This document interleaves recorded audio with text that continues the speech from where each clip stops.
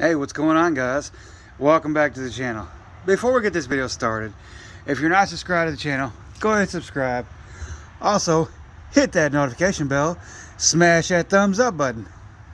In this video, I'm going to show you a quick and simple way how to remove a seized on rotor where the bolts have been seized and you've taken and soaked them with penetrating oil and they're not wanting to come off and you don't want to round them off. Well, instead of using your nut driver and using a hammer and potentially rounding the heads of them off, you take your nut driver, put it in an impact.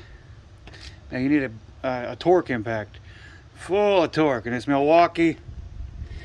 It's got 1,800 foot-pounds of torque in reverse, and that's where we're going. But we're gonna let them soak for a minute, then we're gonna impact them off. All right, guys, like I said, they completely rounded off on you.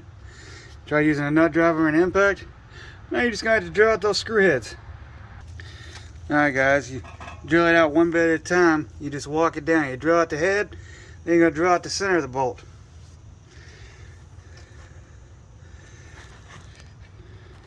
And there you go, guys.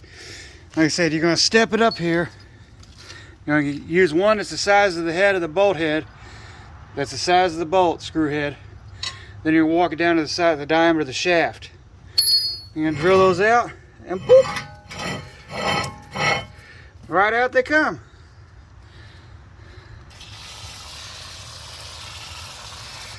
You rinse all that off. Got the bracket unbolted back there.